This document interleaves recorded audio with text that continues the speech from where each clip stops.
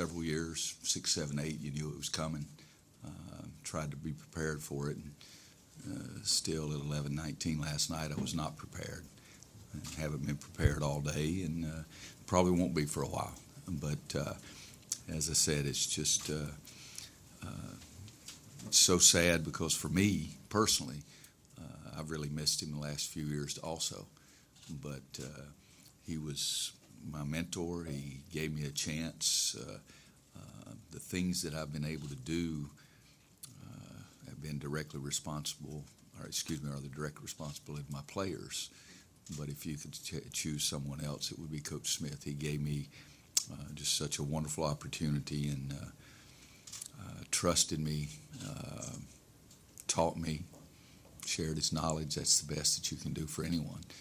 And then yet it's been an incredibly tough time period the last few years for his family. And you're talking about the guy that had so much pride, probably more pride than any person I've ever known in my life. So it is a blessing in some ways, but it's also really, really hard.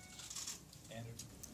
Is there an image or a memory that you kind of played a lot in your mind since you found out last night that you hadn't thought about for some time? You know, it was strange, and the answer to that question is no, but it was strange because Coach Smith has a legacy that touched basketball and will be around forever.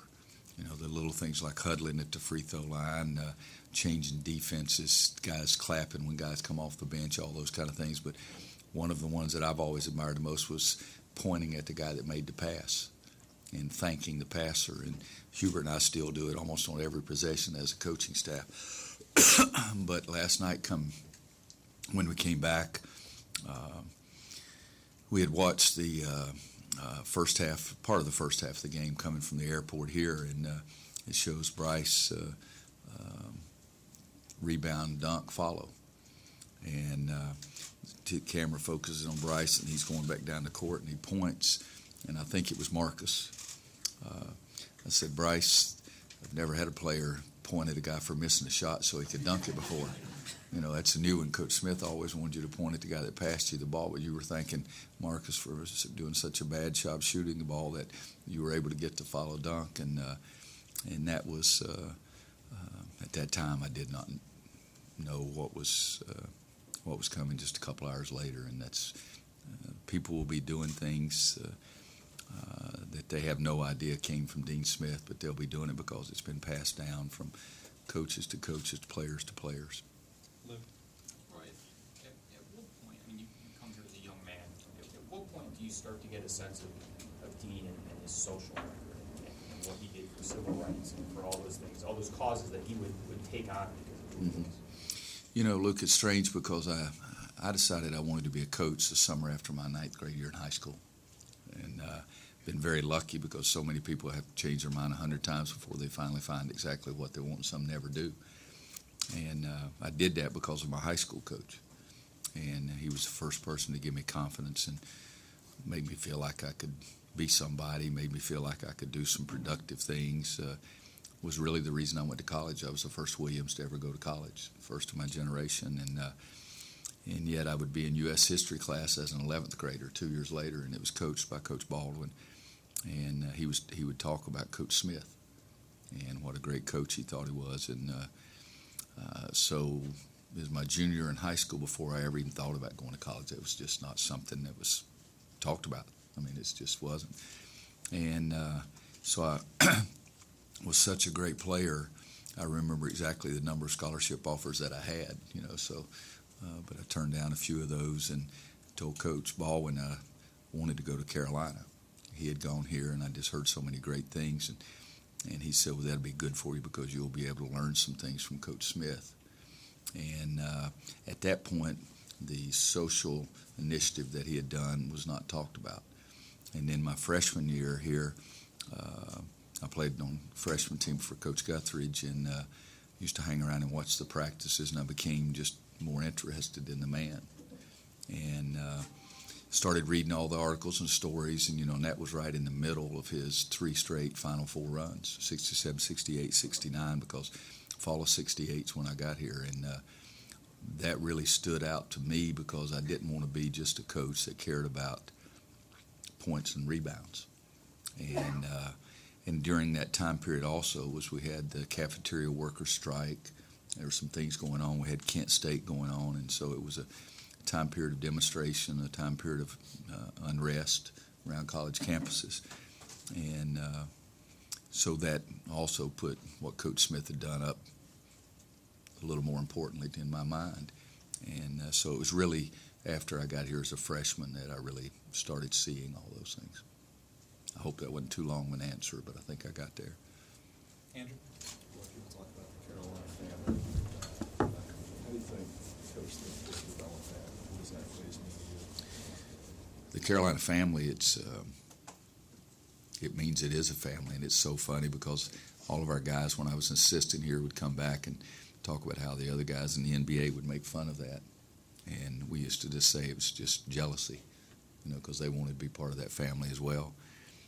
But you guys have heard me say many times that I think Coach Smith was the best there's ever been on the court, getting people to make sacrifices towards a common goal, truly coaching to make people better and help them reach their own individual dreams.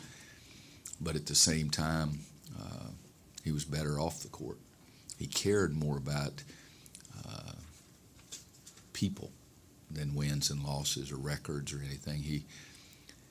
I've really tried, golly bum. I've really tried very hard to make sure it's not just about points and rebounds with me. And I know I don't even come close to the standard that Coach Smith set in caring about your players and coaches. And I told him one time I thought he was loyal to a fault, and he said that I shouldn't use those same two words in the same sentence, or those two words in the same sentence. And that was truly the man. He did more things for people without them knowing about it. And that was, again, I try to do some things, and man, I'm not even in the same, you can't even say league. I'm not even in the same stratosphere. And I called him the night before I went to Kansas for the interview, and said, "Coach, are you sure you want to do this? This is your school. You're screwing them up. You're trying to tell them I can do the job. All right. Are you sure you want to do this to your school?" And it's in the top 5 of I've ever heard him raise his voice to me. I mean, he was really mad. He said, you can do this job, and you're going to be the best. And the things that he said to me in that phone call were pretty doggone important. Adam? Well, in the earlier days when you were burning the midnight oil, being sleep deprived and driving all around selling calendars and stuff, did he have any advice for you then, like, hey, slow it down a little bit? Or? He knew that I like to eat, so he was being realistic about the thing. The part of it was just the rules. I mean, that was Coach, and he said this is going to be hard. $2,700, and $2,700 for the whole year. And I said, "Coach, I'll be fine." He said, "You're not worried about it?" I said, "Coach, I'll be fine." And I really did think. And we drove into Chapel Hill, and Coach Guthers met us at Glenn Lennox Apartments, and Wanda had to go over to the Chapel Hill Public School System that afternoon, and they hired her that afternoon. She started work the next morning. And Coach said, "Well, that makes it a little bit easier." I said, "Coach, I'm going to be fine." And, the things that driving the 504 miles every Sunday and getting back in time for the varsity practice and then the JV practice, he'd say, "Why don't you, give him another day off?" I said, "Because we need to get better." And it was something that I think he really appreciated that outlook about it. And I told him, I said, "Don't you worry about me. I'm going to be fine." And but he was concerned, and years later he would always say, he said, I could have done more things for you, and we lived in a very small apartment, a little bit bigger apartment, a very small house, and those kind of things for about 7 years. And I said, "Coach, I was fine." And it was part of my background that I'm very proud of, and I think he understood that too. But he wanted me to be careful. He would say, "Did you get any sleep?" Because I was driving 504 miles, as I said, every Sunday morning. But it was easy. It's what you do. It wasn't a big deal. Coach, Every player that's talked about him talks about the unconditional care he's given them. Every player felt cared for. I'm curious, how did you know when you had made him proud? You know, that's it's almost the way I've tried to live my life. Everything I've done as a basketball coach. That's the thought process, that I want to make Coach Smith proud. When I came back here 12 years ago, there were some problems, and I told him one night, I said, I really do want to do this the right way. I want you to be proud of what I'm doing. He said, I'm already proud. But that's last night. That was still driving me, and it'll do it the rest of the time that I'm a coach. But he did. He cared about his players, cared about his people, and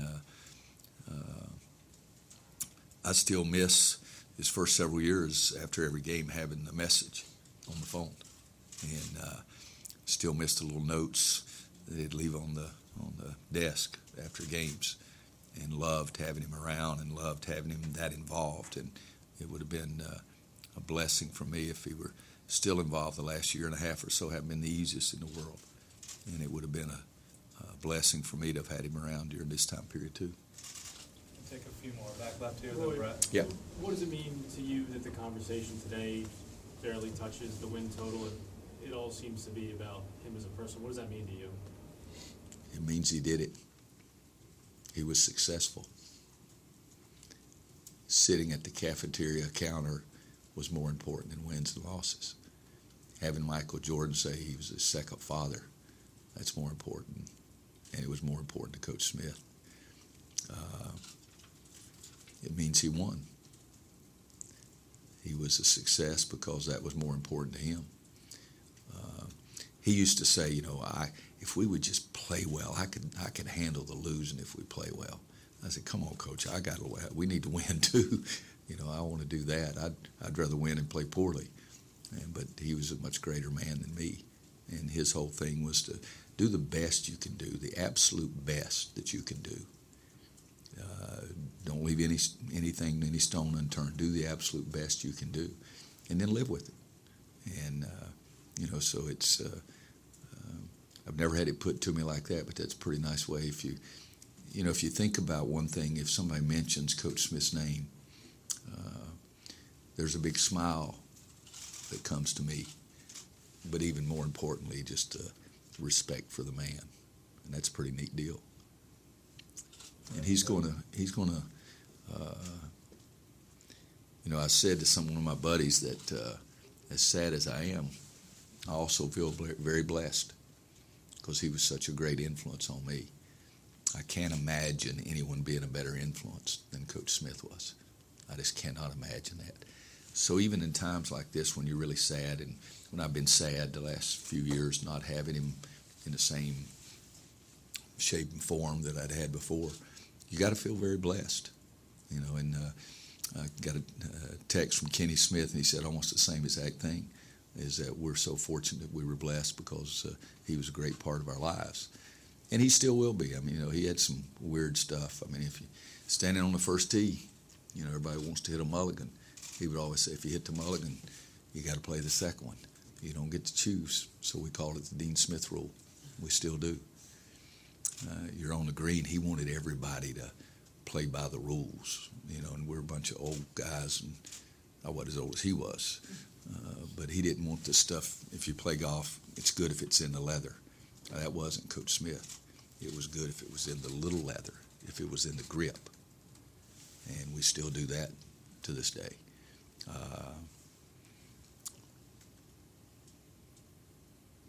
Till I die,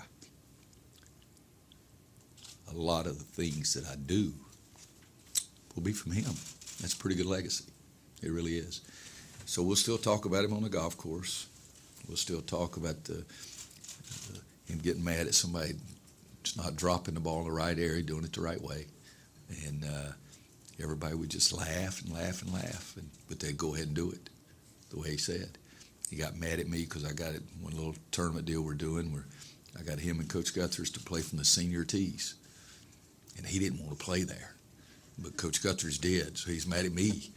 you know, that kind of thing. So just the times that we were partners on the golf course, and he had a great deal of respect and love for Bob Knight. And 2 different times, Coach Smith and I had matches against Coach Knight, and Coach Knight, other than Coach Smith, was probably the biggest influence on me as well. Coach Smith, and then Coach Knight, Coach Thompson. But we beat Coach Knight both times, and Coach Smith, you'd have thought he was as happy then as he was in New Orleans.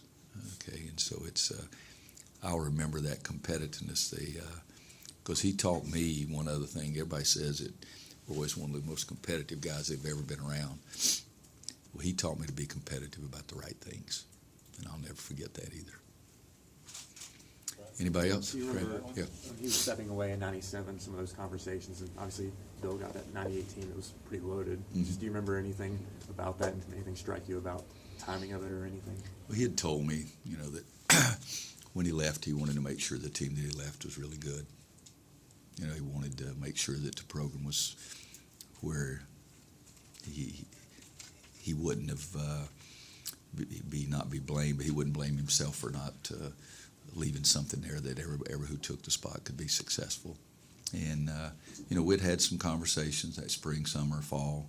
I just kept hoping that he would change his mind, but that was Coach Smith. He was not going to leave because there was a problem.